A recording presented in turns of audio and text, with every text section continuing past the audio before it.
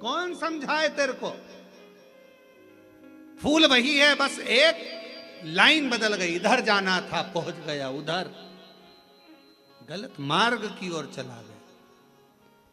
वैश्या के साथ रहने लगा, दिन रात 24 घंटे रहता। वैश्या का हृदय उस पर आया, उसका हृदय उस पर आया और शादी कर ली। अच्छा, शादी हो भी गई, बच्चे भी हो गए, पर एक दिन देवताओं की मीटिंग हुई तो भगवान शंकर जी ने कहा भगवान विष्णु से, तुम्हारा भक्त देखो कहाँ चले गया। तो क्या अब चले तो गया, अब क्या करें? शंकर भगवान कहने लगे, अपनी औलाद अगर गलत मार्ग में पड़ जाती है तो माता पिता उसका संग नहीं छोड़ देते, उसको वापस मार्ग पर लाने के लिए माता पिता कुछ ना कुछ जरूर करते। तो हम क्या करें? शंकर भगवान ने कहा, इसके घर में चौथे नंबर का लड़का होगा, गर्भ में बच्चा है, चलो अपन उसके दरवाजे पर चलते हैं। भगवान संत का रूप रखकर अजामिल के दरवाजे पर आ गए, दरवाजा बजाया, ब्राह्मण देवता दरवाजा खोलो। अजामिल ने दरवाजा खोला, कहा मैं ब्राह्मण तो हूं पर मैंने वेश्या से शादी करी है, इसलिए लोग मेरे घर में नहीं आते, ब्राह्मण संत मेरे यहाँ नहीं आते। तुम क्या चाहते हो? हमें भोजन करना है, भूख लगी है, तुम्हारे गांव में कोई ब्राह्मण का घर नहीं है, भोजन तुम्हारे यहीं करेंगे। मेरी पत्नी वेश्या है, कोई बात नहीं, तेरे से शादी कर कर वो भी ब्राह्मणी हो गई, तू तो भोजन बनवा, मुझे भोजन करना।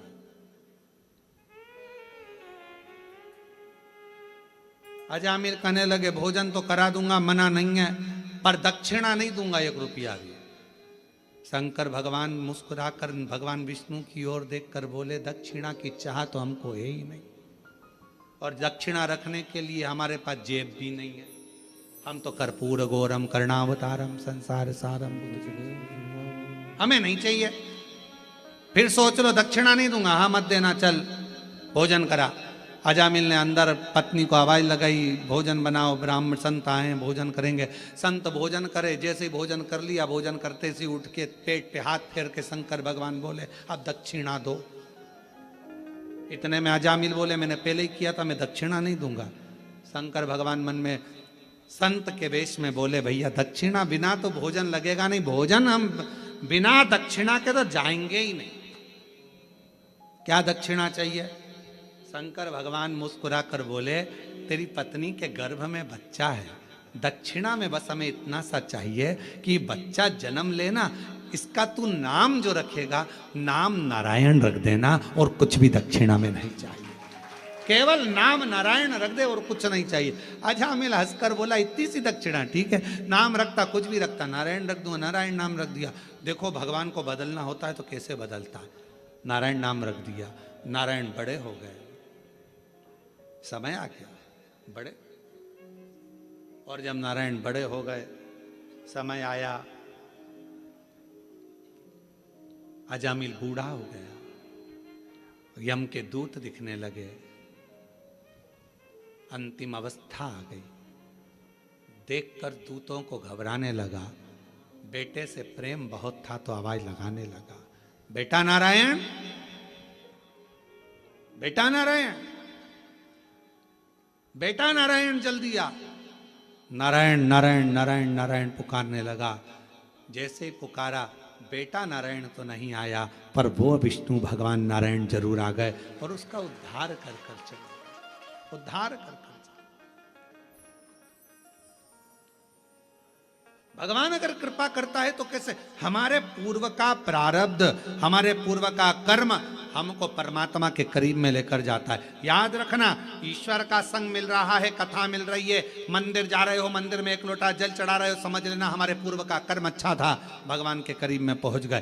धन, सत्ता, सिंहासन, मकान, दुकान, प्रॉपर्टी, प्लाट, सब कुछ, ये सारा और भी ईश्वर का संग और सत्संग, ये पूर्व के प्रारब्ध से ही मिलता, पूर्व के प्रारब्ध।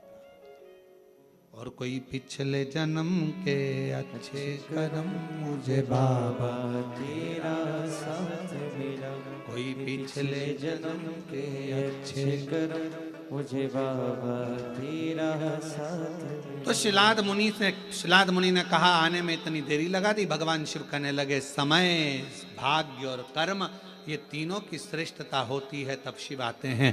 शंकर भगवान ने शिलाद मुनि को पुत्र होने का वर दे दिया, बेटा होने का वर दिया और कहा बेटा भी होगा तो मेरी सेवा करेगा, मेरे लिए जन्म लेगा, मेरा ही अंश होगा। शिलाद मुनि के यहाँ जो पुत्र ने जन्म लिया उसी का नाम नंदीश्वर हुआ, वही नंदी। श्रावण मास की यह पवित्र शिव महापुराण की कथा कर रही है। हमारे पूर्व का प्रारब्ध हमें भगवान के करीब में लेकर आता है। जैसे शिव महापुराण की कथा में देवराज नाम के ब्राह्मण का चरित्र आता है। देवराज नाम का ब्राह्मण चोरी करता, धन एकत्रित करता और चोरी का धन लेकर आखिरी में जब अंतिम समय आया तो वो चोरी का धन लेकर शिवालय तक पहुंच गया। क्यों? क्योंकि देवराज नाम के ब्राह्मण की जो मां थी